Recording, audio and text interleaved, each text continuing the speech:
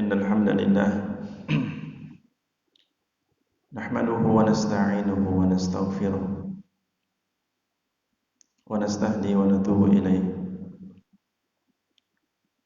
وأشهد أن لا إله إلا الله وحده لا شريك له وأشهد أن محمدا عبده ورسوله لا نبي ولا رسول بعده. يقول الله تبارك وتعالى في كتابه الكريم: يا أيها الذين آمنوا اتقوا الله حق تقاته ولا تموتن إلا وأنتم مسلمون. يا أيها الناس اتقوا ربكم الذي خلقكم من نفس واحدة وخلق منها زوجها وبث منهما رجالا كثيرا ونساء واتقوا الله الذي تساءلون به والأرحام إن الله كان عليكم رقيبا. يا أيها الذين آمنوا اتقوا الله وقولوا قولا سديدا يصلح لكم أعمالكم ويغفر لكم ذنوبكم ومن يطع الله ورسوله فقد فاز فوزا عظيما. فإن أحسن الكلام كلام الله وخير الهدي هدي محمد صلى الله عليه وسلم وشر الأمور محدثاتها فإن كل محدثة في الدين بدعة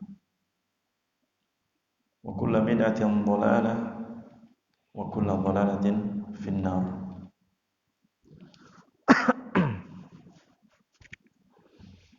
اللهم صل وسلم وبارك على المصطفى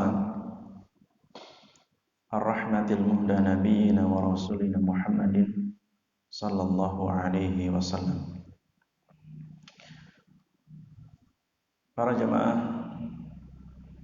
hadirin dan hadirat, baik yang hadir ataupun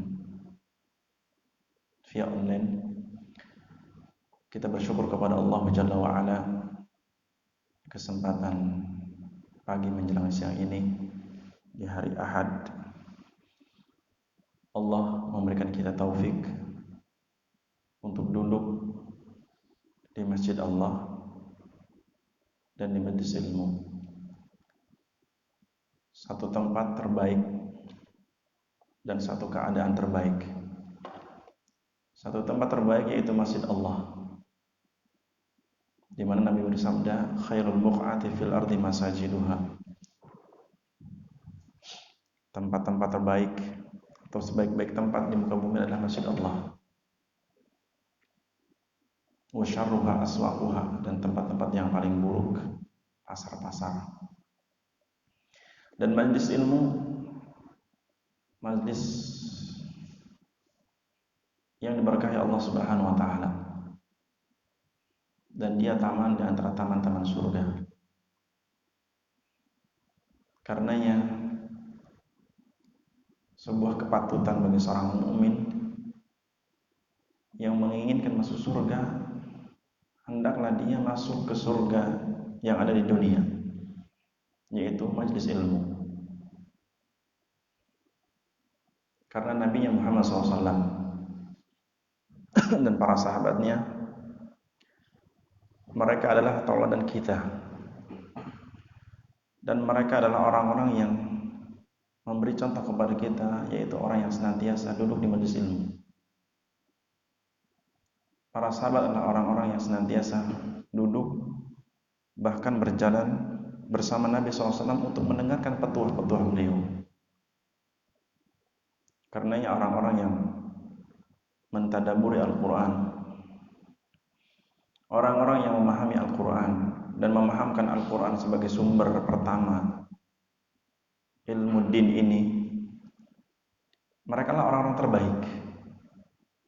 Orang-orang yang belajar isi Al-Quran dan mengajarkan isi Al-Quran sebagai sumber ilmu agama pertama. Mereka lah orang-orang terbaik. Sebagaimana Nabi bersabda, khairukum man ta'allama al-Quran wa 'allamah.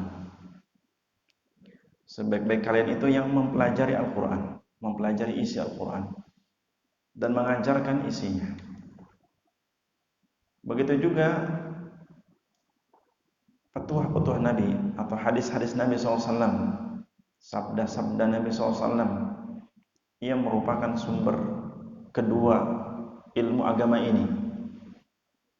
Hadis-hadis Nabi merupakan sumber kedua ilmu agama ini, yang tidak bisa menafikan keberadaan hadis Nabi dalam memahami agama. Karena Nabi mengatakan dalam hadis yang sahih, "Naddarallahu imra'an sami'a minna maqalati fawa'aha wa hafidhaha wa ballaghaha."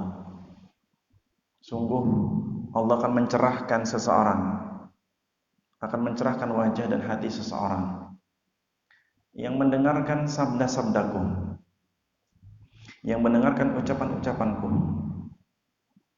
Fawa'aha, dia berusaha memahaminya, ia berusaha mendengarkannya, ia berusaha memahami hadis-hadis Nabi SAW. Wa hafidhaha, dan ia berusaha menghafalnya. Wa ballaghaha, bahkan dia berusaha menyampaikan setelahnya. Itulah orang-orang yang Allah berikan pencerahan kepada wajah dan juga hatinya. Karenanya para sahabat, mereka adalah generasi yang dijamin kebaikan dalam beragama, yang Allah sebutkan di berbagai ayat bahwa Allah Subhanahu wa taala ridho kepada para sahabat radhiyallahu anhum. Allah meridai para sahabat. Allah berikan keridhaan kepada para sahabatnya. Apakah ada upaya dari sahabat? Iya, waradu'an, karena mereka para sahabat generasi yang ridho kepada hukum-hukum Allah, generasi yang ridho dengan syariat-syariat Allah dan berusaha mengamalkannya. Karenanya Allah mensifati para sahabat dalam surah An-Nur ayat 51, "Innama kana qaulal mu'minin idza du'u ila Allahi wa rasulihi liyahkuma bainahum ay yaqulu sami'na wa ata'na wa ulaika humul muflihun." Sesungguhnya ucapan orang-orang yang beriman dan orang-orang yang beriman ketika turunnya ayat-ayat Al-Quran, humus sahabat, mereka para sahabat, generasi yang menyaksikan turunnya Al-Quran, generasi yang dibimbing langsung oleh Nabi SAW, yang Al-Quran turun kepada beliau. Allah menyebutkan tentang sifat mereka, innama kana qaulul mu'minin, sesungguhnya ucapan-ucapan orang beriman, idza du'u ila Allahi wa rasulih, jika mereka diseru kepada Allah dan kepada Rasulnya, jika mereka dipanggil untuk mentaati Allah, mentaati Rasulnya, liyahkuma bainahum, agar Nabi menjadi hakim di antara mereka, agar Nabi menjadi hakim yang memutuskan perkara di antara mereka, yang meleraikan perselisihan di antara mereka, maka komitmen mereka, prinsip mereka, ayyaqul, mereka mengatakan sami'na wa ata'na, kami mendengar dan kami mentaati ya Allah dan ya Rasul. Sehingga Allah mensifati mereka, wa ulaika humul muflihun, mereka lah generasi yang beruntung. Sehingga tidak ada keberuntungan kecuali dengan mengikuti para sahabat karena benarnya dalam beragama. Oleh karena itu, kalau kita menimbang di antara tabiat, kebiasaan para sahabat, mereka adalah generasi yang mengindahkan sabda Nabi Muhammad SAW. Generasi yang sangat-sangat mendengar petuah Nabi. Di antara kebiasaan para sahabat, sebagaimana ini nasihat dari Nabi SAW, para sahabat adalah orang-orang yang senantiasa mengingat kematian. Generasi yang senantiasa ingat akan kematian. Karena Nabinya bersabda, "Aktsiru dzikra hadzimil ladzat", yakni al-maut. Berbanyaklah mengingat sesuatu yang meleburkan kenikmatan-kenikmatan dunia. Berbanyaklah mengingat sesuatu, maksudnya mengingat kematian. Karena dengan mengingat kematian, maka kerakusan kita terhadap nikmat dunia akan menurun. Demi Allah, orang-orang yang rakus dunia, betul-betul menjadi budak dunia karena dia tidak mengingat kematian. Mungkin iya, setiap hari mungkin orang-orang seperti ini mendengar fulan meninggal, betul.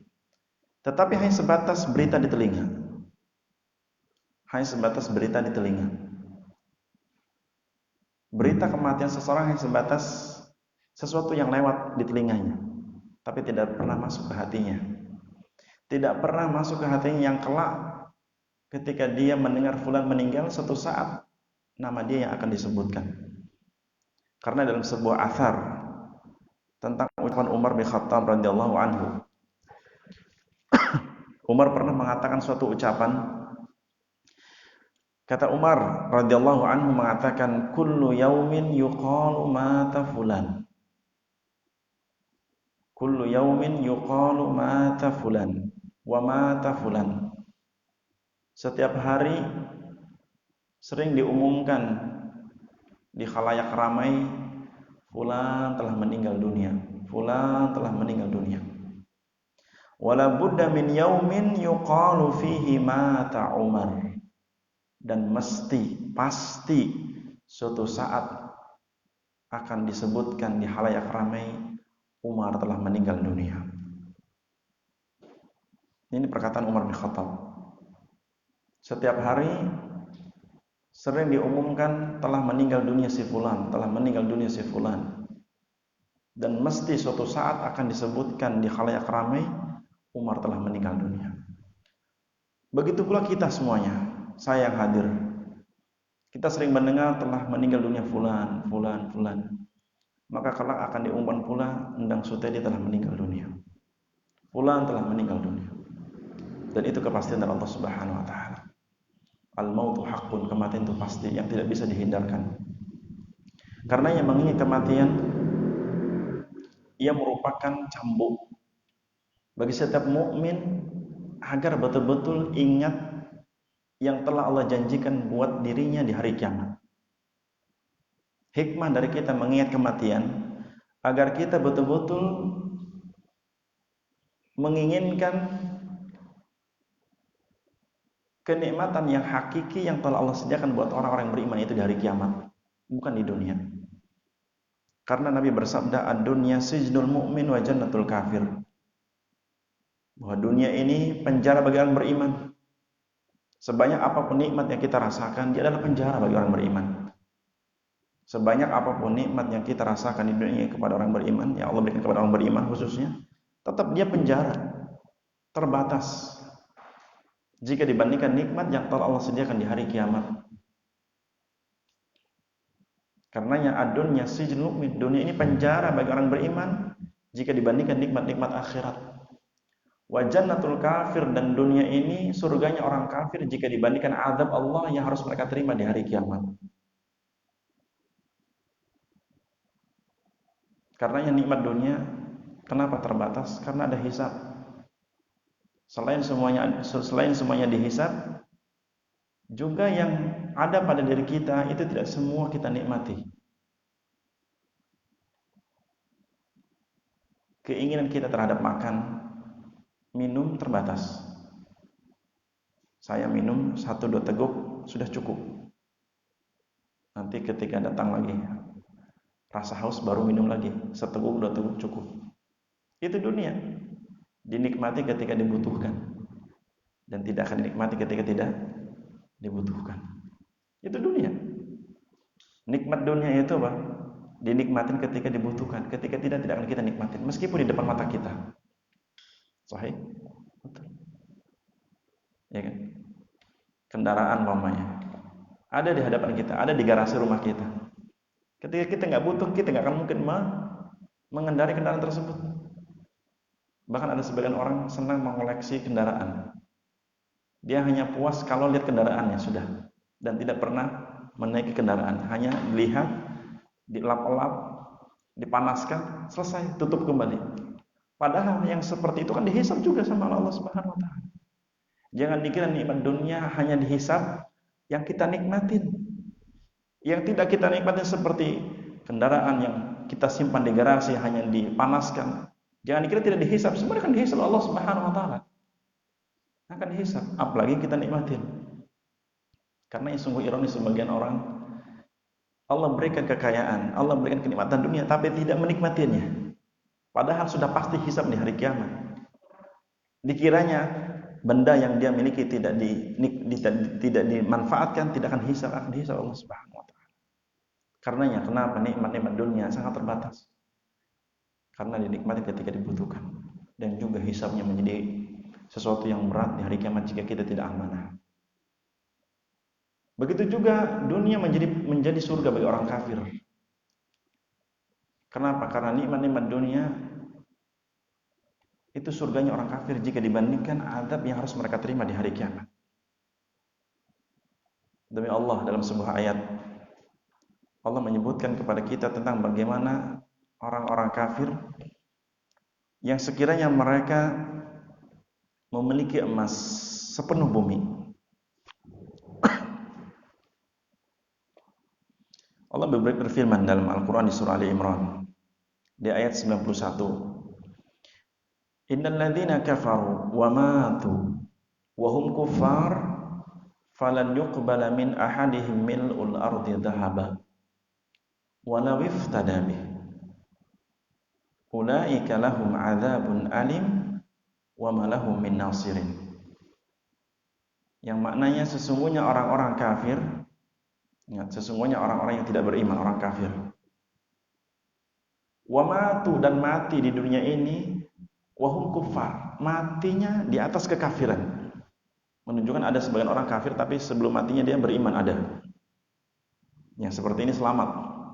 Orang-orang kafir tetapi sebelum meninggalnya dia masuk Islam, beriman kepada Allah, dan dia baru mati, selamat dia.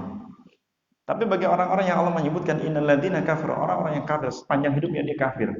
Bahkan kekafirannya ia bawa sampai matinya, artinya mati di atas kekafiran.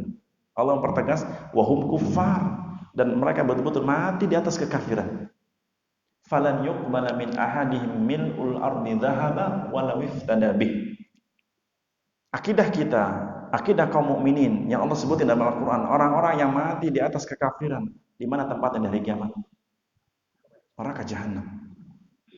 Dan kita harus yakin dan harus dipastikan orang-orang kafir yang mati di atas kekafiran tempatnya di neraka jahanam. Ya, yang matinya sudah dipastikan di atas kekafiran, maka kita tidak boleh ragu orang ini di neraka jahanam. Makanya tidak boleh mengatakan jika ada orang kafir masih mengatakan kamu di neraka jahanam, nggak boleh. Karena bisa jadi akhir hayatnya dia beriman. Tapi ketika orang kafir betul-betul mati di atas kafiran, kita harus meyakini orang ini mati di hari kiamat di neraka jahanam. Karena ketika meninggalnya Abu Talib di atas kesyirikan, Rasulullah SAW hendak memohonkan ampunan buat Abu Talib. Ya, ketika Abu Talib pamannya Rasulullah meninggal di atas kekafiran, Rasulullah pernah bertekad hendak berdoa memohonkan ampunan buat Abu Talib supaya apa? Tidak masuk neraka. Tetapi turun surah At-Taubah ayat 113. Turun surah At-Taubah ayat 113 yang menyatakan maka lin nabiyyi wal ladzina amanu ayastaghfiru lil musyrikin walau kanu uli qurba min ba'di ma tabayyana lahum annahum ashabul jahim. Tidak pantas bagi seorang nabi dan orang-orang yang beriman, bertiganya nabi, tidak pantas, tidak boleh, haram hukumnya bagi seorang nabi dan orang beriman memohonkan ampun buat orang-orang musyrik meskipun mereka kerabatnya sendiri, setelah dipastikan orang musyrik ini menjadi penghuni neraka jahanam. Kapan dipastikan orang musyrik menjadi penghuni neraka jahanam? Mati di atas kekafiran. Setelah jelas mereka mati di atas neraka jahanam, maka tidak boleh memohonkan ampun buat mereka. Haram hukumnya. Sehingga Allah pun melarang nabinya untuk tidak boleh memohonkan ampun kepada pamannya Abu Talib yang mati di atas kesyirikan. Kenapa? Dia di neraka jahanam.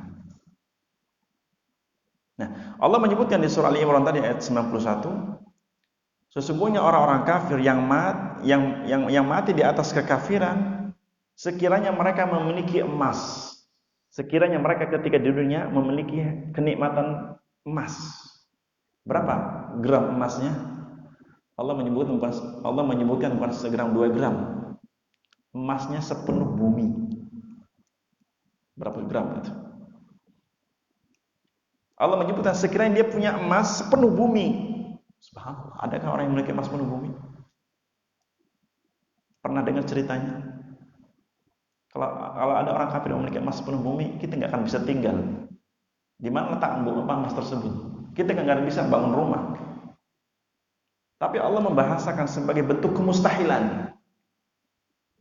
Tapi Allah mengatakan jika ada seorang kafir memiliki emas sepenuh bumi, kemudian emas itu dijadikan tebusan untuk mengganti adab Allah yang harusnya terima di hari kiamat, tidak akan Allah terima.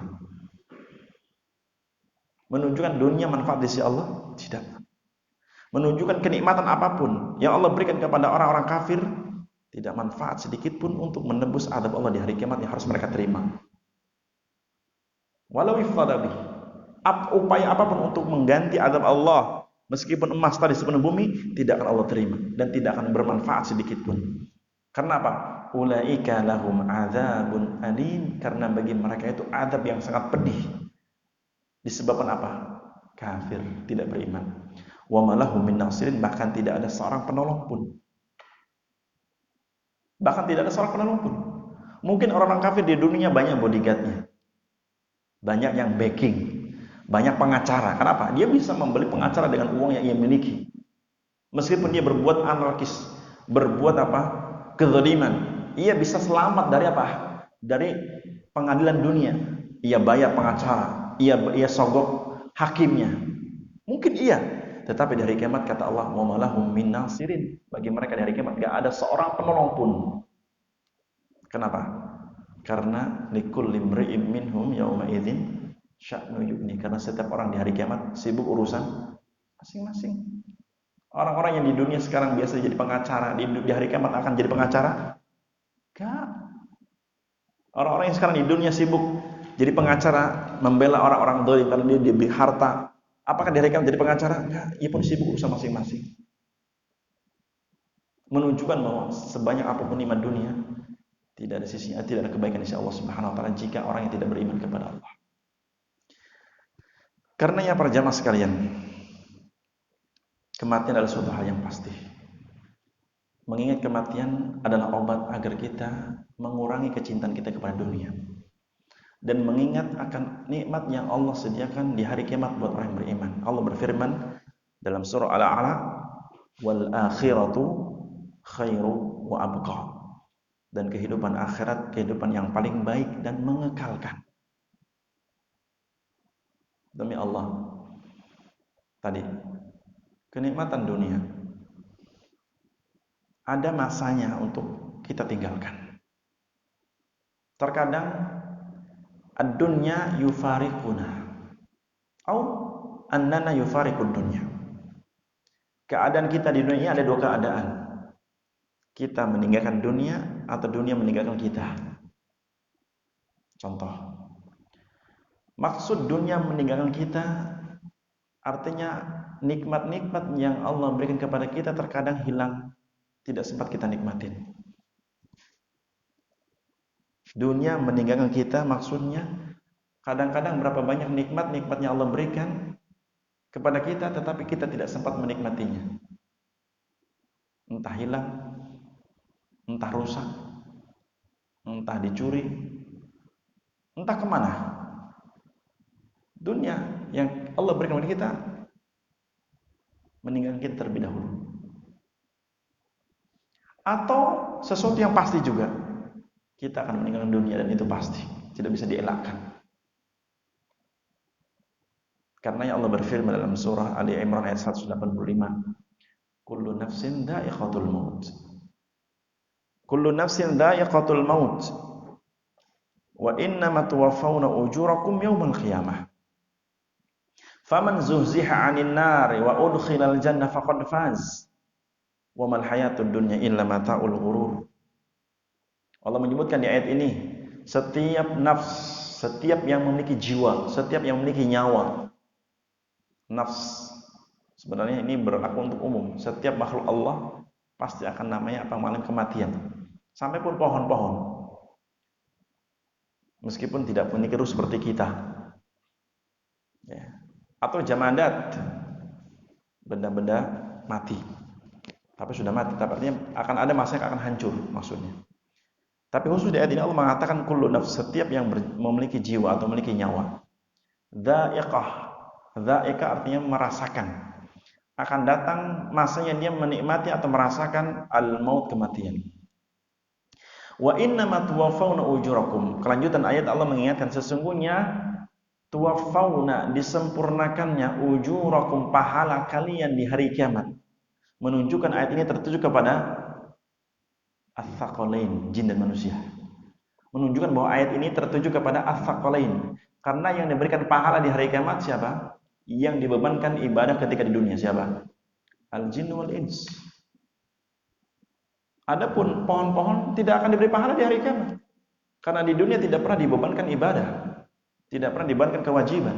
Di hari kiamat makhluk Allah seperti pepohonan tidak diberi pahala sebagaimana kita, karena kita di dunia diwajibkan ibadah, yang ibadah itu akan ada balasannya di hari kiamat.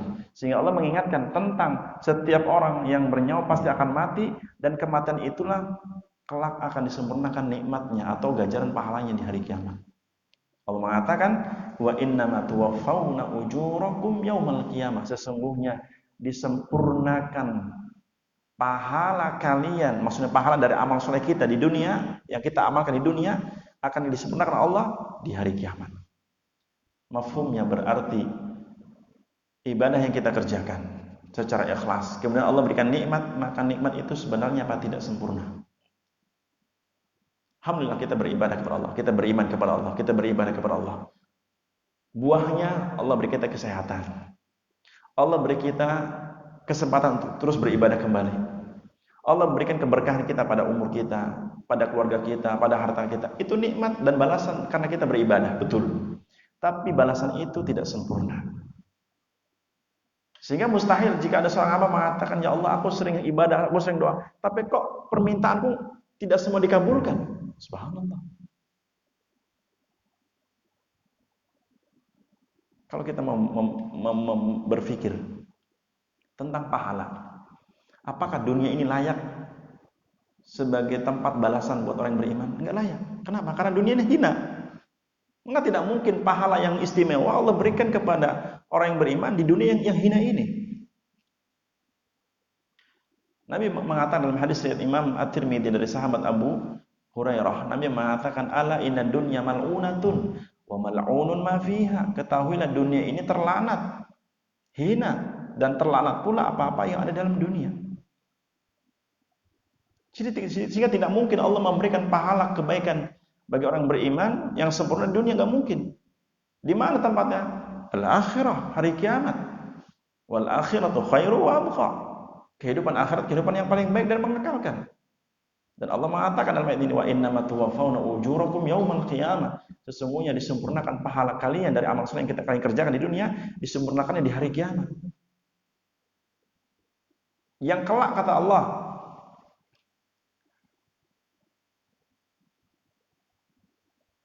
kesempurnaannya kata Allah, faman zuhziha 'anil nar. Ketika engkau dibebaskan dari kobaran api neraka. Ketika engkau di hari kiamat, puncaknya engkau dibebaskan dari kobaran api neraka. Sebagaimana Allah apa? Karena Allah tidak menyelamatkan orang-orang yang kafir dari kobaran api neraka. Tapi ketika engkau diselamatkan dari kobaran api neraka di hari kiamat, wa udkhilal jannah, dan engkau akan dimasukkan ke surga, faqad faz, itulah kemenangan. Itulah kemenangan. Sehingga Allah mengingatkan di akhir ayat tentang hakikat dunia. Wa mal hayatud dunya illa mata'ul ghurur. Ketahuilah kehidupan dunia kenikmatan yang menipu. Subhanallah, kalau kita memahami satu ayat ini luar biasa. Allah mengingatkan bahwa kita yang hidup pasti akan mati. Bagi kita yang pengen balasan pahala, jangan di dunia mintanya, di hari kiamat. Dan puncak ataupun kebaikan yang istimewa yang Allah berikan kepada orang beriman dari kiamat, dijauhkan dari api neraka dan dimasuk surga. Sehingga kata Nabi, itulah hakikat kemenangan. Itulah hakikat kebahagiaan. Jadi selama kita di dunia, kita belum finish untuk bahagia. Kenapa? Karena masih ngambang. Ibadah-ibadah yang kita kerjakan, adakah dalil yang menyatakan ibadah kita sudah diterima? Adakah turun ayat yang menyatakan ibadahnya si fulan telah diterima oleh Allah? Enggak ada. Sebagaimana dosa yang kita lakukan sudah pasti dicatat. Dan berapa banyak kita berbuat dosa, mungkin diantaranya belum bertobat darinya. Sehingga apakah dunia yang masih ngambang, belum ada ketetapan yang pasti, kita merasa aman dari dunia ini? Aman dari azab akhirat? Oh, subhanallah. Hanya orang-orang yang tertipu saja yang aman. Siapa mereka? Al-kufar. Yang tertipu dengan kenikmatan yang hakiki di dunia ini, mereka yang kafir. Ada orang beriman jangan pernah tertipu dengan kenikmatan dunia. Karena Allah mengatakan wa mal hayatud dunya illa mata'ul ghurur. Karena kehidupan dunia hanya kenikmatan yang menipu. Kenikmatan yang tidak hakiki, hanya menipu. Bahkan Allah mengatakan juga di ayat yang lain, surah Al-Anbiya ayat 35, kullu nafsin dha'iqatul maut wa nabluukum bisyarri wal khairi fitnah wa ilaina turja'un. Allah mempertegas lagi di ayat yang lain, surah Al-Anbiya ayat 35, setiap yang bernyawa pasti akan merasakan kematian. Wa nabluukum, dan di dunia ini kami, yaitu Allah, menguji kalian bisyarri, dengan keburukan, wal khairi, dan juga dengan kebaikan, fitnah, sebagai ujian kalian di dunia. Apakah tetap mau beriman dan beribadah? Contoh, nikmat yang Allah berikan kepada kita, hakikatnya ujian. Apakah kita bersyukur dan beribadah? Seperti itu. Atau ketika Allah berikan kita keburukan, terkena musibah, apakah dengan musibah yang Allah timpakan kita bersabar dan tetap beribadah atau tidak? Karena banyak orang ketika dikasih kenikmatan, dia tidak bersyukur. Sehingga apa? Orang ini apa? Sengsara. Karena apa? Dia tidak lolos ujian. Ada juga orang yang ketika ditimpa musibah, makin jauh kepada Allah. Makin apa? Suudzon kepada Allah Subhanahu wa taala. Berburuk sangka. Yang sering istilah orang Jawa ditandai dengan apa? Ngerosulullah. Terus. Subhanallah. Ini kondisi yang betul-betul kalau kita memahami bahwa kehidupan dunia semuanya ujian. Kebaikan yang sampai kepada kita itu pun ujian. Apakah kita bersyukur dan tetap beriman atau tidak? Atau juga keburukan yang sampai kepada kita pun ujian. Apakah kita tetap bersabar dan beriman kepada Allah atau tidak? Atau kita menjadi orang-orang yang suudzon, berburuk sangka kepada Allah? Dan juga Allah mengatakan di ayat yang lain seperti Al-Ankabut ayat 57 hampir semakna. Kullu nafsin dha'iqatul maut, tsumma ilaina turja'un. Setiap yang bernyawa akan merasakan mati, kemudian hanya kepada kamilah kalian akan dikembalikan. Kepada Allah kita akan dikembalikan Allah Subhanahu wa taala. Para jamaah yang dirahmati Allah Subhanahu wa taala. Setelah kita membahas hakikat nikmat dunia, hakikat kehidupan dunia yang fana dan yang abadi hanya akhirat, maka membahas merenungi sebuah kematian sesuatu yang tidak pernah akan rugi bagi kita. Dulu sahabat Ali bin Abi Thalib dalam sebuah athar riwayat menyebutkan, Ali bin Abi Thalib dalam sebuah riwayat pernah masuk ke pemakaman Baqi di malam hari pada Isya. Menunjukkan bolehnya ziarah kubur di malam hari, boleh. Ziarah kubur tidak mesti harus siang hari, boleh di malam hari. Ali bin Abi Thalib pernah masuk ke pemakaman Baqi dan mengatakan, Ayuhan nas, inna amwalakum wa azwajakum laqad nukihat. Inna amwalakum laqad wuzi'at. Sesungguhnya harta-harta kalian yang ditinggalkan telah dibagikan kepada ahli waris. Ini dalam rangka apa? Namanya apa? Merenung. Tapi beliau mengucapkan. Dan itu didengar oleh sebagian sahabat. Maksudnya ayuhanas di sini maksud apa? Kepada orang-orang yang sudah mati. Wahai manusia yang sudah mati. Inna amwalakum laqad wuzi'at. Sesungguhnya harta-harta kalian telah dibagikan kepada ahli waris kalian. Wa anna azwajakum laqad nukihat. Sesungguhnya istri-istri yang kalian tinggalkan telah dinikahi oleh laki-laki lain. Hadza akhbaruna lakum. Ini berita kami buat kalian. Fama akhbarukum lana. Apa berita kalian buat kami? Akhirnya beliau pun termenung, fabakat dan menangis. Karena kalau kita membahas bahwa alam kubur, alam keterasingan. Alam kubur, alam keterasingan bagi setiap orang. Bahkan meskipun ada 5 mayit dikubur dalam satu lubang, hakikatnya mereka masing-masing hidup di alam barzah masing-masing. Meskipun ada 100 mayit dikubur dalam sebuah lubang, ketahuilah dia tetap terasing, menyendiri di alam kuburnya. Meskipun mungkin jasad mereka berdempetan atau bahkan ditumpuk, hakikatnya mereka tetap masing-masing. Makanya sebelum mengatakan di antara wasilah untuk bisa memahami atau menambah keyakinan adanya alam kubur adalah kehidupan di dunia ini ketika kita tidur di alam mimpi. Karena tidur itu akhul maut kata para ulama. Tidurnya kita di dunia ini apa? Saudaranya kematian. Karena Nabi kita SAW ketika mengajari doa, mau tidur apa doanya? Bismika Allahumma amutu wa ahya. Nabi membahasakan bahwa tidur itu amut. Bismillah, dengan menyebut nama Allah. Amut, aku hendak mati, maksudnya hendak tidur. Tapi Nabi membahasakan amut wa ahya, dan aku akan hidup kembali dengan izinnya. Dan juga Nabi mengajar kita doa ketika bangun tidur apa? Alhamdulillahilladzi ahyana ba'dama amatana wa ilaihi nusyur. Segala puji bagi Allah yang telah menghidupkan kami setelah matinya. Setelah mati apa? Tidur maksudnya. Alhamdulillahilladzi ahyana ba'dama amatana. Segala puji bagi Allah yang telah menghidupkan kami setelah mati, setelah tidur. Wa ilaihin nusyur, dan hanya kepada Allah kita akan dikumpulkan di mahsyar kelak di hari kiamat, di hari berbangkit. Subhanallah, doa Nabi luar biasa. Tapi jarang orang memahami maknanya. Dakwanya bismillah, Allahumma amutu ahya. Tapi enggak pernah paham maknanya. Makanya penting ketika sebelum tidur beristighfar, bertobat. Khawatir tidurnya bablas kepada kematian. Penting. Pentingnya apa? Sebelum tidur beristighfar, mohon ampun. Karena bisa jadi tidur kita itu apa? Tidur yang langsung kepada kematian, meninggalkan dunia ini. Lihat, itu yang Nabi ajarkan kepada kita. Makanya dalam sebuah ayat pun Allah menyebutkan bahwa ketika ajal datang kepada seseorang, maka tidak bisa dimajukan dan tidak bisa dimundurkan. Sesuatu yang tidak bisa direka-reka, tidak bisa ditawar-menawar.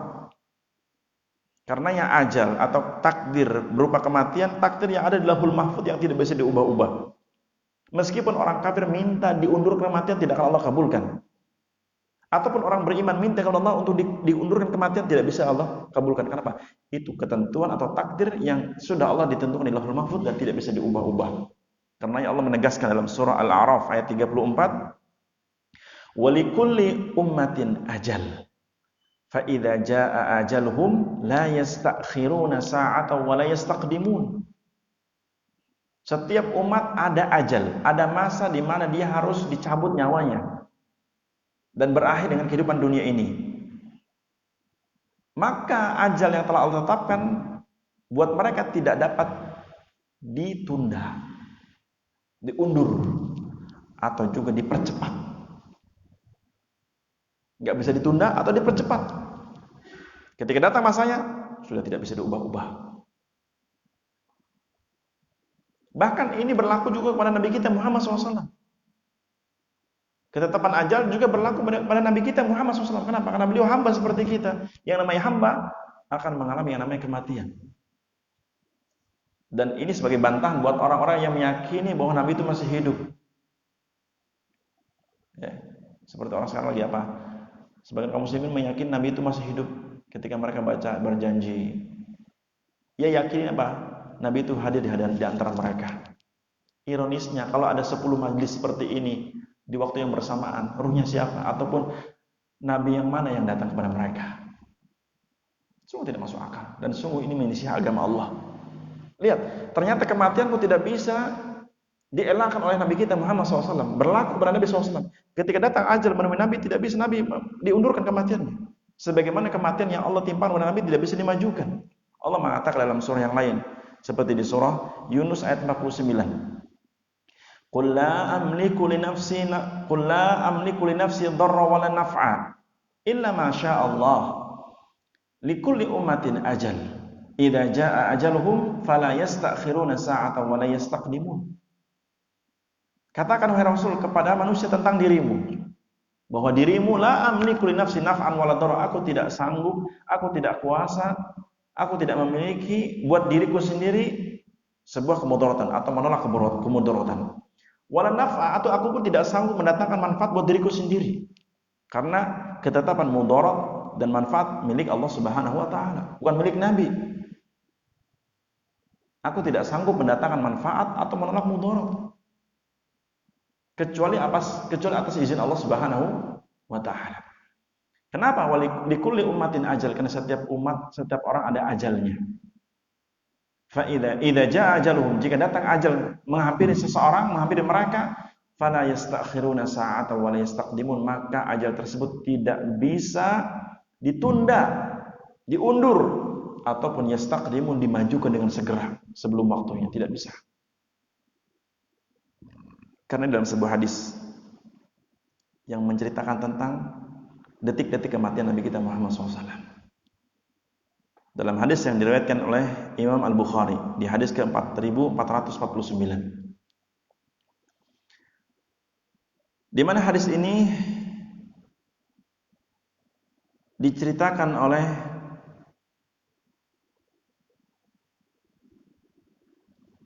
Isa ibn Yunus, atau Imam Al-Bukhari mendapat cerita ini dari Muhammad bin Ubaid, yang mana Muhammad bin Ubaid diceritakan oleh Isa ibn Yunus, dan Isa ibn Yunus mendapat berita ini dari Umar bin Sa'id, dan dia mengatakan telah mengabarkan kepadaku Ibnu Abu Mulaikah bahwa Abu Amr Zakwan, Abu Amr yang bernama Zakwan, dia adalah budaknya Ummul Mukminin Aisyah. Abu Amr namanya Zakwan, dia merupakan budaknya Aisyah atau budaknya Ummul Mukminin Aisyah. Ni'amillahi alayya anna Rasulullah, yang Allah anugerahkan kepadaku bahwasannya Nabi SAW, bahwasannya Rasulullah SAW diwafatkan di rumahku. Aisyah merasakan ini nikmat, karena akhir kesudahan di dunia di rumah beliau. Kata Aisyah bahwa Rasulullah SAW, di antara nikmat yang Allah berikan kepada aku, bahwa Rasulullah SAW diwafatkan di rumahku, di kamarnya Aisyah. Dan itu pada hari giliranku, giliran mabit. Karena di antara sunnah Nabi SAW dalam berpoligami apa? Menggilir malamnya di antara istri-istri. Itu di malam gilirannya Aisyah radhiyallahu anha. Dan beliau pada waktu itu berada di antara dagu dan leherku. Dagu dan leher. Seperti apa kira-kira? Ya, Nabi dipangku dan beliau seperti ini. Wa anna Allah jama'a baina riqi wa riqihi 'inda mautih. Dan sesungguhnya Allah telah menyatukan air liurku dengan air liur beliau ketika beliau wafat. Mungkin menciumnya, Allah alam. Dakhala alaihi Abdurrahman, ketika itu Abdurrahman masuk menemui Nabi dan Aisyah, yang Nabi ketika detik-detik hendak wafat. Dakhala Abdurrahman wa biyadihi siwak, dan ketika itu Abdurrahman membawa siwak, kayu siwak. Kemudian aku, kata Aisyah, mengatakan wa ana munsyidatun Rasulullah SAW, fara'aitu yanduru ilaihi wa araftu annahu yuhibbu siwak. Sedangkan ketika Abdurrahman masuk ke rumahku membawa siwak, dan aku pada waktu itu lagi bersandar kepada Rasulullah SAW. Kemudian aku melihat beliau, maksudnya melihat Nabi SAW, melihat kepada Abdurrahman yang membawa siwak, dan aku faham beliau sallallahu alaihi wasallam adalah orang yang menyukai siwak. Maka aku mengatakan kepada Nabi SAW, faqultu akhudhu laka ya Rasulullah, maukah aku ambilkan siwak tersebut untukmu wahai Rasul? Fa asyara bi ra'sihi ay na'am. Maka Nabi pun berisyarat mengatakan iya, mengangguk-angguk. Karena sudah apa? Sudah berat lisannya. Apa detik-detik hendak meninggal dunia. Maka Nabi berisyarat iya, berisyarat. Fatanawaltuhu, maka aku pun berikan kepada beliau siwak tersebut. Tetapi fastadda alaihi, ternyata siwak itu terasa kasar bagi beliau. Siwak itu terasa kasar, maksudnya apa? Belum lembut. Maka aku katakan wa qultu lahu, aku katakan kepada Rasulullah, alayantu ulayinuhu ya Rasulullah, ulayinuhu laka ya Rasulullah, maukah aku lembutkan siwak ini buatmu hai Rasul? Fa asyara bi ra'sihi ay na'am. Maka Nabi pun berisyarat dengan kepalanya, iya, mengangguk-angguk. Nabi minta dilembutkan siwaknya oleh Aisyah. Maka falayantuhu, aku pun melembutkan siwak itu, fa amarruhu, dan aku pun memberikan siwak itu kepada beliau. Kemudian kata Nabi SAW, wa baina yadayhi rikwatun aw ulbatun yashuku Umaru fiha ma'un. Dalam bersamaan ketika itu, di waktu yang bersamaan, kedua tangan beliau ada sebuah kaleng, atau di sisi tangan beliau ada sebuah kaleng atau ember kecil yang Umar bin Khattab merasa ragu di dalamnya apakah ada air atau tidak. Artinya tidak, Umar tidak memahami apakah itu ada air atau tidak.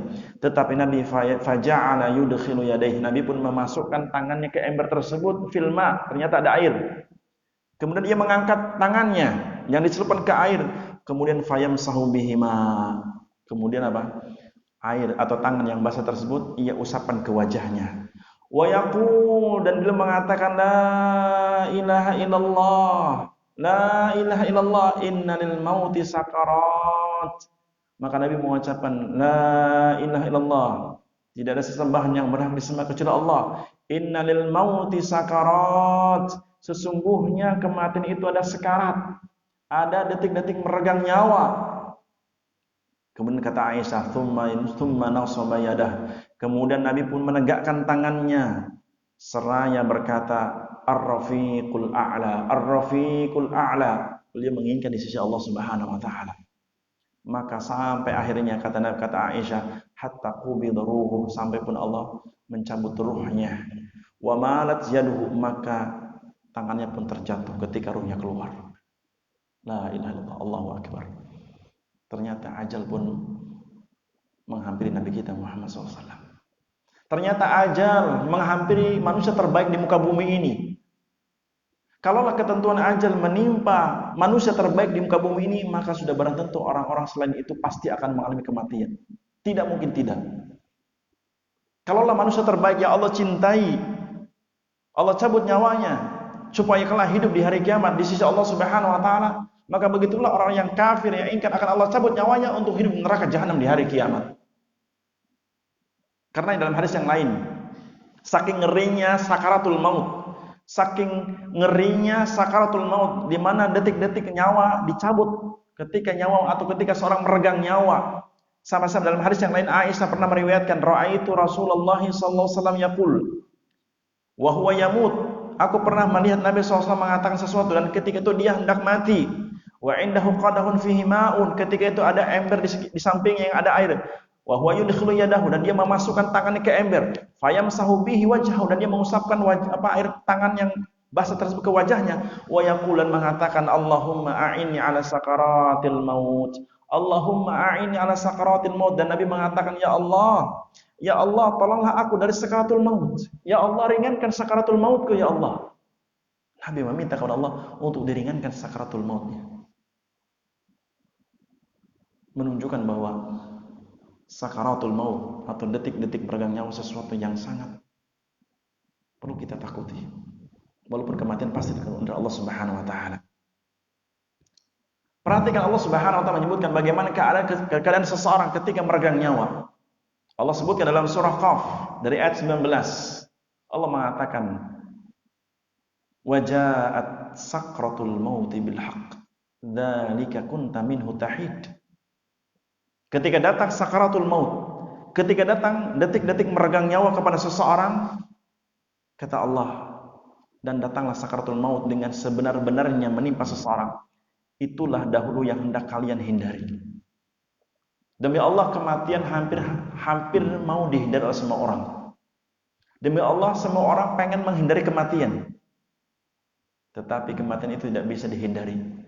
Sehingga Allah mengatakan ketika datang sakaratul maut, itulah sakaratul maut, sesuatu yang pengen manusia lari dari sakaratul maut.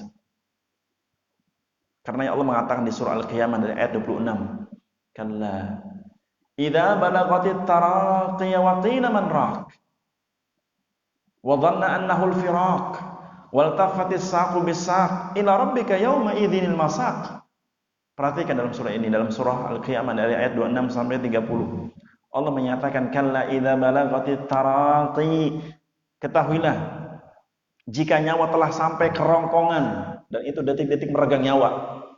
Yang Nabi mengatakan kondisi di mana apa? Kondisi nyawa sudah di kerongkongan dalam kondisi apa? Susah untuk bernapas, susah untuk berbicara. Karena ketika nyawa sudah di kerongkongan, orang sulit untuk berbicara. Dan pernah mengatakan bahwa sakaratul maut menyebabkan orang apa? Kondisinya bagaikan orang mabuk, tidak sadarkan diri. Karenanya kenapa Nabi mengatakan innallaha yaqbalu taubata 'abdin ma lam yughargir. Sesungguhnya Allah akan menerima taubat seorang hamba selama nyawanya belum di kerongkongan. Kenapa? Karena ketika nyawa di kerongkongan sulit untuk mengucapkan sesuatu dan tidak mungkin dia bertobat kepada Allah Subhanahu wa taala. Gharghara yughargiru maksudnya apa? Nyawa sudah di kerongkongan. Ibarat orang sudah, dan itu hilang kesadaran. Sehingga Allah mengatakan kalla idza balagatit taraqi, ketahuilah ketika nyawa telah sampai di kerongkongan, waqila man raq, dikatakan kepadanya siapa yang dapat menyembuhkan dalam kondisi seperti itu. Siapa yang dapat menyelamatkan seseorang ketika nyawa sudah di kerongkongan? Siapa? Tidak ada seorang pun. Sehingga Allah mengatakan wa dhanna annahu al-firaq, dan ketika itu setiap orang yang ketika nyawa sudah di kerongkongan, maka dia akan meyakini ini waktu perpisahan dengan dunia. Wa dhanna annahu al-firaq. Ini waktu perpisahan dengan dunia yang tidak bisa dielakkan sedikit pun. Sehingga Allah mengatakan wal tafatis saqu bisaq, maka saking ngerinya, saking dahsyatnya sakaratul maut sampai betis ketemu betis, sampai betis kiri dengan betis kanan berdempetan. Antum pernah lihat bagaimana ayam disembelih, sapi disembelih, bagaimana kondisi kakinya? Pernah lihat? Ketika sapi, binatang disembelih, bagaimana? Ketika sapi ini meregang nyawa, keluar nyawanya, bagaimana kondisi kakinya? Lurus, berdempetan. Maka itu pun berlaku bagi kita. Dan itu pun berlaku bagi kita. Bahwa ketika nyawa hendak keluar, Allah mengatakan wal tafatis saqu bisaq, semua betis kita yang kiri dan kanan akan berdempetan. Ila rabbika yauma idzinil masaq. Ketika itu semua orang akan dihalau kembali ataupun dihalau untuk hidup di hari kiamat atau di alam kubur. Karena Allah mengingatkan dalam surah yang lain, di surah Al-Jumu'ah ayat 8. Qul innal mauta alladzi tafirruna minhu fa innahu mulaqikum. Katakan wahai Rasul kepada manusia, sesungguhnya kematian yang kalian pengen lari dari kematian akan menghampirimu. Katakan wahai Rasul, beritahu manusia, sesungguhnya kematian yang kalian pengen lari dari kematian yang tidak mau mati, sesungguhnya kematian akan datang menghampirimu, menemuimu. Tsumma turadduna ila alimil ghaibi wasyahadah, kemudian kalian akan dikembalikan kepada Allah yang mengetahui perkara yang gaib dan yang nyata. Fayunabbi'ukum, di hari itu, di hari kiamat, Allah akan memberitahukan kepadamu bima kuntum ta'malun, apa saja yang pernah dikerjakan ketika di dunia. Karena Allah pernah mengingatkan kita di ayat yang lain, dalam surah An-Nisa di potongan ayat 78, Allah mengatakan aina ma takunu yudrikkumul maut walau kuntum fi burujim musyayadah.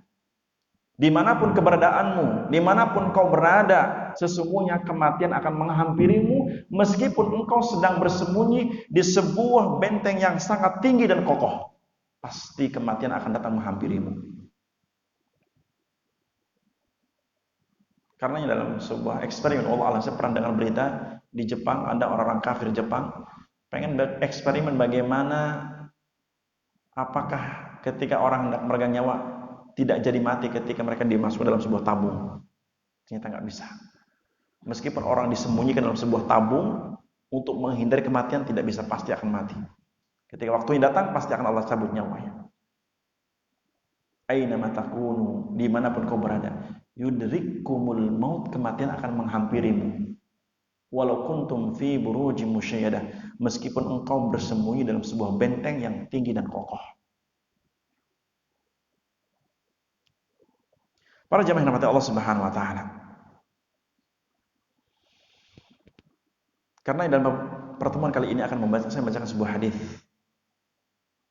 berkaitan dengan detik-detik meregang nyawa. Dalam hadis yang cukup panjang dari sahabat Barra ibn Azib,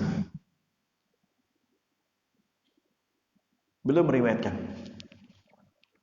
hadis yang diriwayatkan Imam Abu Dawud, Imam Ahmad, dan saya bawakan riwayat Imam Ahmad. Kata sahabat Barra ibn Azib sebagai perawi hadis dari sahabat, beliau menyebutkan, kharajna ma'a Rasulillah sallallahu alaihi wasallam fi janazati rajulin minal ansar.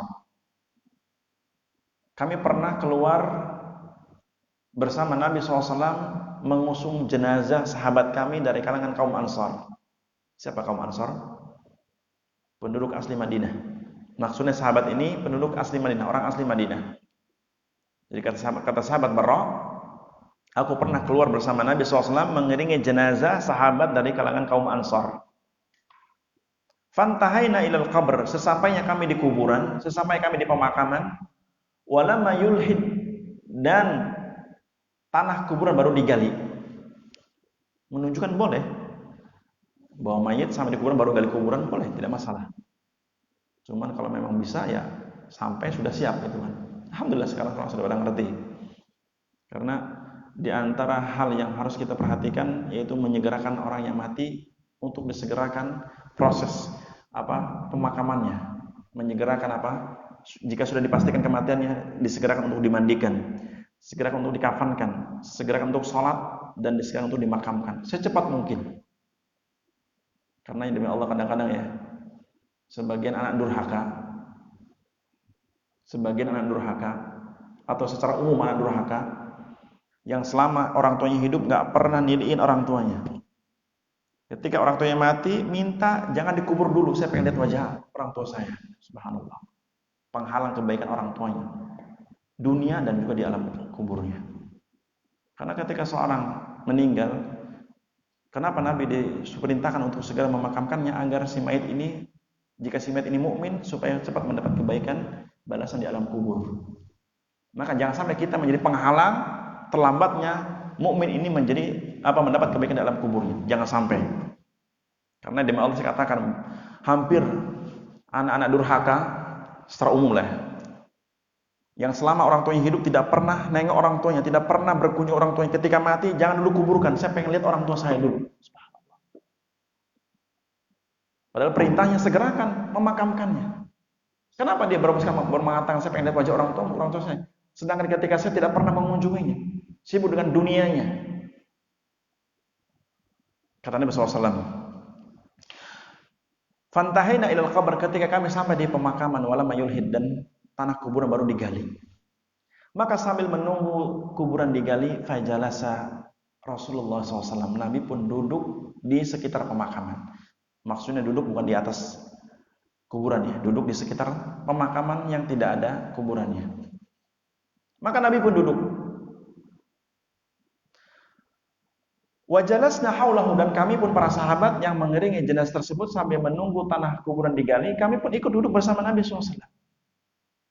Wa ka'anna 'ala ru'usina at-tayr, dan saking antengnya kami duduk seolah-olah di atas kepala kami ada burung yang bertengger. Subhanallah. Lihat. Dan ini sahih. Para sahabat itu kalau sudah duduk bersama Nabi, mereka anteng. Duduk anteng. Seolah-olah ada burung yang bertengger di kepala. Burung itu kalau hinggap, kira-kira di tempat yang anteng apa goyang? Yang tenang. Nah, sahabat Barra ibn Azib sampai menyebutkan saking tenangnya para sahabat, betul-betul diam, mematung, duduk, seolah-olah ada burung yang bertengger, saking antengnya. Kemudian kata sahabat Barra ibn Azib, wa fi yadihi 'udun yankutu fil ard, dan ketika itu Nabi sedang memegang ranting kayu yang ia pukulkan ke tanah. Sambil memegang ranting kayu dan sambil dipukul-pukul ke tanah. Dan semua para sahabat diam, tenang sambil melihat gerak-gerik Nabi dan sambil mendengar kira-kira apa yang hendak Nabi berikan nasihat. Karena Nabi itu orang yang sering memberikan nasihat pada sahabat, dimanapun berada. Di masjid apalagi, ketika berjalan apalagi. Begitu pula ketika di pemakaman pasti Nabi akan memberikan wasiat. Dan betullah, ketika para sahabat melihat Nabi duduk memegang ranting kayu sambil dipukul ke tanah dan tidak berbicara, ternyata kata sahabat Barra bin Azib, farafa'a ra'sahu, maka Nabi mulai menengadahkan wajahnya ke langit, ke atas, sambil merenung. Kemudian sambil ke atas, maka Nabi mengatakan, faqala ista'idhu billahi min adzabil qabri, ista'idhu billahi min adzabil qabri, ista'idhu billahi min adzabil qabri. Maka Nabi seraya bersabda dan mengatakan, mintalah kepada Allah perlindungan dari azab kubur. Mintalah kalian kepada Allah perlindungan dari azab kubur. Mintalah kalian kepada Allah perlindungan dari azab kubur. Nabi sampai mengulang 3 kali. Maka para sahabat pun langsung mengatakan, Allahumma inni a'udzubika min adzabil qabri. Allahumma inni a'udzubika min adzabil qabri. Allahumma inni a'udzubika min adzabil qabri. Maka para sahabat pun seraya mereka meminta kepada Allah perlindungan dari azab kubur. Di sini menunjukkan bahwa adzabul qabri hakun, menunjukkan bahwa azab kubur itu hak, pasti. Dan tidaklah Nabi mengatakan demikian sampai mengulang 3 kali menunjukkan azab kubur itu pasti. Pasti. Kemudian kata Nabi SAW, para sahabat pun apa? Makin tenang dan makin siap mendengar nasihat Nabi berikutnya. Akhirnya Nabi mengatakan, thumma qala, maka kata sahabat Barra bin Azib, kemudian Nabi pun melanjutkan sabdanya dengan mengatakan, innal abdal mu'min idza kana fi inqita'i minad dunya wa iqbali minal akhirah nazala ilaihi malaikatun minas sama'i bidul wujuh ka'anna wujuhahum syams. Kata sahabat Barra bin Azib, maka Nabi bersabda, sesungguhnya seorang mukmin, seorang hamba yang mukmin, jika datang waktunya detik-detik berpisah dengan dunia dan dia menghadap akhirat. Apa maksudnya? Detik-detik kematiannya. Ketika datang waktunya seorang hamba akan meninggalkan dunia dan dia akan menghadap akhirat, maksudnya kematian. Kata Nabi SAW, maka akan turun para malaikat dari langit, turun berbondong-bondong. Akan datang para malaikat turun dari langit berbondong-bondong. Yang mana para malaikat tersebut datang dari langit membawa kain kapan dari surga. Wa hanutul min hanutil jannah, dan mereka membawa wewangian dari surga. Lihat, para malaikat tadi yang datang dari langit bukan malaikat maut. Bukan malaikat yang hendak mencabut nyawa, bukan. Tapi malaikat-malaikat yang jumlahnya banyak, berbondong-bondong, yang mereka membawa kain kapan dari surga dan membawa wangian dari surga. Dan Nabi menjelaskan bahwa wajah-wajah malaikat ini seolah-olah matahari yang bersinar, terang. Sampai akhirnya apa? Para malaikat ini duduk sejauh mata memandang dari orang mukmin yang hendak mati tadi. Maka para malaikat tadi pun apa? Sesampainya di dekat orang mukmin yang hendak meninggal, mereka pun duduk sejauh mata memandang bagi si mukmin yang hendak mati. Maka selang berapa lama, kata Nabi SAW, thumma yaji'u malakul maut, selang berapa lama akan datang malakul maut, malaikat yang akan mencabut nyawa, alaihi salam, hatta yajlisa 'inda ra'si, sampai malaikat itu tepat duduk di atas kepala si mayit mukmin atau si mukmin yang hendak mati tadi. Kemudian malaikat maut mengatakan, ayatuhan nafsul thayyibah, wahai jiwa yang baik. Wa fi riwayat, dalam riwayat yang lain Nabi mengatakan, ayatuhan nafsul mutmainnah, wahai jiwa yang tenang, ukhruji ila maghfirati minallahi wa ridwan, keluarlah nyawamu untuk mendapatkan ampunan Allah dan mendapatkan keridhaan Allah Subhanahu wa taala. Ia akhirnya apa? Malaikat maut mengeluarkan nyawanya. Kata Nabi SAW, karenanya kenapa malaikat maut duduk di atas kepalanya? Karena nyawa itu dicabut dari arah kepala, di atas ubun-ubun manusia. Sehingga dalam hadis Nabi mengatakan, inna ruha idza kharaja tabi'ahul basar. Ruh itu ketika dikeluarkan, ketika dicabut akan diikuti pandangan mata. Karenanya orang yang mati matanya terbelalak ke atas. Dan ada sunnah Nabi untuk memejamkannya. Kemudian kata Nabi SAW, qala fatakhruju tasilu kama tasilul qatrah ma fis saqa. Maka ketika nyawa si mukmin dicabut, keluarnya bagaikan air yang mengalir bagaikan apa? Mengalirnya air atau tetesan air yang mengalir dari atas. Halus, lembut, pelan. Kemudian kata Nabi SAW, setelah malaikat maut mencabut ruhnya, fayakhuduha, maka malaikat-malaikat yang tadi menanti mendekatinya dan mengambil ruh tersebut dan mereka letakkan di atas kain kapan yang mereka bawa dari surga. Ini perkara gaib ya, ini perkara gaib. Karena malaikat ini tidak dilihat. Mereka turun membawa kain kapan dari surga untuk mengambil ruhnya orang mukmin tadi. Fa idza akhadhaha lam yad'uha fi yadihi tarfata ain, ketika mereka mengambil ruh tersebut maka ia tidak membiarkannya di tangannya sekejap mata pun, betul-betul hati-hati hingga seluruh ruhnya keluar dan mereka memasukkan dalam kain kapan dan minyak wangi yang mereka bawa. Wa yakhruju minha ka'atyabi nafhati miskin wujidat ala wajhil ard, bahkan ketika ruhnya orang mukmin keluar, ruhnya mengeluarkan aroma semerbak mewangi. Kata Nabi SAW, ketika ruhnya orang mukmin keluar dari jasadnya, maka keluarnya ruh beriringan dengannya keluar aroma semerbak mewangi minyak kasturi yang lebih harum yang ada di permukaan bumi ini. Qala, maka Nabi mengatakan fayas'uduna biha, maka malaikat tadi membawa ruh tersebut naik ke atas untuk dibawa ke langit menghadap Allah Subhanahu wa taala. Fala yamurruna ya'ni biha ala mala'in min malaikah illa qalu ma hadzal ruhut thayyib. Tidaklah rombongan malaikat membawa ruhnya orang mukmin tadi untuk menghadap Allah berpapasan dengan malaikat-malaikat yang lain yang turun, kecuali mereka mengatakan bau harum ruhnya siapa ini. Fayaqulun, maka rombongan malaikat yang membawa ruh tersebut mengatakan fulan ibn fulan. Fayuqalu bi ahsani asma'ihi allati kanu yusammunaha biha fid dunya. Maka rombongan malaikat mengatakan ini ruhnya si fulan bin fulan, bahkan menyebutkan nama yang paling ia sukai ketika hidup di dunia. Hatta yantahu biha ila sama'id dunya, sampai malaikat tadi membawa ruhnya tersebut sampai di langit dunia. Fayastaftihuna lahu, maka malaikat-malaikat yang ada di langit membukakan pintu langit buat rombongan malaikat yang membawa ruhnya orang mukmin tersebut sampai ke langit yang ketujuh, sampai ke langit yang ketujuh. Maka sesampai di langit ketujuh, fayaqulu Allahu azza wa jalla, maka sesampai di langit ketujuh, maka Allah berfirman kepada malaikat-malaikat tadi, uktubu kitaba abdi fi illiyin. Maka Allah mengatakan, uktubu, tulislah catatan hambaku ini di illiyin, di tempat yang tinggi, di tempat yang mulia. Dan itu sebagaimana firman Allah, kalla inna kitabal abrari la fi illiyin. Sekali-kali tidak, sesungguhnya catatan orang-orang yang berbakti, catatan orang-orang yang beriman benar-benar disimpan di tempat illiyin. Dan para ulama tafsir menyebutkan dari Ali bin Abi Thalhah, illiyin maknanya al-jannah, di surga. Illiyin maknanya al-jannah, surga. Kemudian setelah itu Allah mengatakan wa'iduhu ilal ardi, kembalikan ruhnya ke bumi. Maksudnya kembalikan ruh ini untuk kembali ke jasadnya di bumi, di alam kubur. Di alam kubur, bukan di kehidupan dunia. Dikembalikan ruhnya ke jasadnya di alam kubur. Bagaimana hanya Allah yang tahu. Fa inni minha khalaqtuhum, karena aku telah menciptakan manusia dari tanah. Allah menciptakan asal manusia dari tanah, penciptaan Nabi Adam alaihissalam.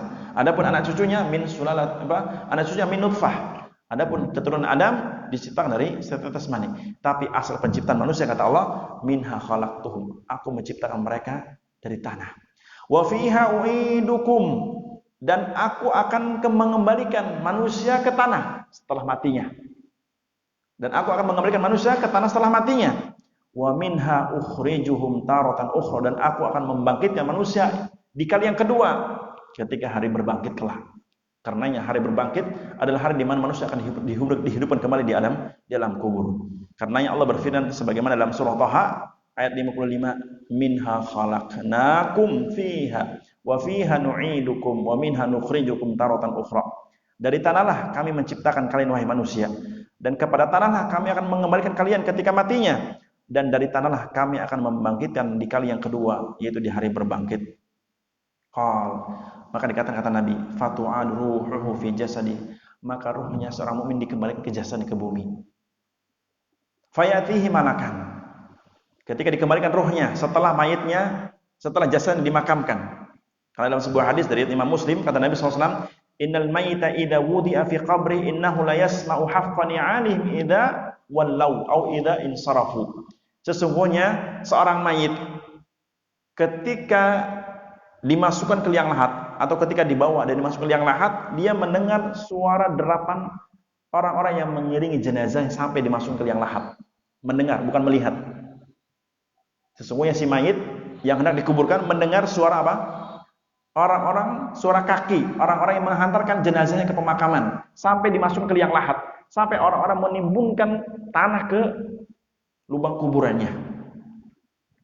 Menunjukkan bahwa sesampainya mayit dimasukkan ke lahat dan mereka insarafu, meninggalkan pemakamannya, ja'ahu malakan, datang dua malaikat. Setelah orang yang memakamkan yang meninggalkannya, ja'ahu malakan, akan datang dua malaikat. Fa'aqaidanihi, menundukkan si mayit di lahatnya, au fayuzlisanihi, menundukkan si mayit di lahatnya. Fayaqulani lahu, dan mengatakan kepada si mayit, man rabbuk, siapa Rabbmu? Fayaqulu rabbi Allah, maka si mayit mukmin akan mengatakan Rabbku Allah. Fayaqulani lahu ma dinuk, maka malaikat tadi mengatakan kembali, apa agamamu? Fayaqulu dinil Islam, agamaku Islam. Fayaqulani lahu, kemudian bertanya lagi, ha ma hadzal rajul alladzi bu'itsa fikum, siapa orang-orang, siapa laki-laki ini yang diutus kepada kalian? Fayaqul, maka dia mengatakan huwa Rasulullah, dia itu Rasulullah SAW. Fayaqulani lahu, kemudian dikatakan kepada orang ini, wa ma ilmuk, apa ilmumu, apa yang kau ketahui tentang dia? Fayaqul, maka dia mengatakan qara'tu kitab Allah, aku membaca kitab Allah, fa amantu bihi, aku pun beriman kepadanya, wa shaddaqtu, dan aku pun membenarkan isi Al-Qur'an. Itulah janji Allah yang Allah sebutkan dalam surah Ibrahim ayat 27. Kata Nabi SAW, itulah janji Allah yang Allah firmankan dalam surah Ibrahim ayat 27, yuthabbitullahu alladhina amanu bil qawli tsabiti fil hayati dunya wa fil akhirah wa yudhillullahu adh-dhalimina wa yaf'alullahu ma yasha. Allah akan meneguhkan imannya orang-orang yang beriman ketika di dunia dengan ucapan la ilaha illallah, dan ketika di alam kubur dengan bisa menjawab pertanyaan dua malaikat. Karena yang Rasul mengatakan wa fil akhirah, maksudnya ai fi qabrihi. Allah akan meneguhkan orang beriman di akhirat, maksud di alam kuburnya, yaitu dengan bisa menjawab pertanyaan dua malaikat, dan itu nikmat Allah dan janji Allah kepada orang-orang yang beriman. Fayunadi munadi minas sama, maka akan ada seruan dari langit mengatakan kepada hamba ini, an sadaqa abdi, hambaku telah benar dalam menjawab, hambaku telah jujur dalam menjawab. Afrishuhu minal jannah, bentangkan permadani dari surga. Wa albisuhu minal jannah, dan kenakan pakaian dari surga. Waftahu lahu baban ilal jannah, dan bukakan pintu menuju surga. Qala, maka dikatakan fayatihi min rihuha, maka ketika pintu surga dibukakan dari kejauhan, maka dia mencium aroma surga dari kejauhan. Wa yufsahu lahu fi qabrihi mudda basar, kemudian Allah melampangkan lahatnya sejauh mata memandang. Qal, maka setelah itu wa ya'tihi rajulun, setelah itu datang seorang laki-laki. Setelah itu datang seorang laki-laki yang Nabi mensifati hasunat thiyab. Hasunat thiyab, pakaiannya bagus, husnul wajh, tampangnya menarik. Tibur rih, aromanya semerbak mewangi laki-laki ini. Fayaqul, kemudian laki-laki ini mengatakan kepada si mayit mukmin di kuburannya, abshir billadzi yasurruk, berbahagialah dengan apa yang menggembirakanmu di alam kubur ini. Hadza yaumukal ladzi kunta tu'ad, ini hari yang telah Allah janjikan buat engkau. Fayaqullahu, maka si mayit mukmin mengatakan kepada laki-laki tadi, man anta, siapa engkau? Siapa engkau wahai laki-laki? Fawajhukal wajhul ladzi yaji'u bil khair, sungguh wajahmu wajah mendatangkan kebaikan. Siapa engkau? Wajahmu wajah yang mendatangkan kebaikan.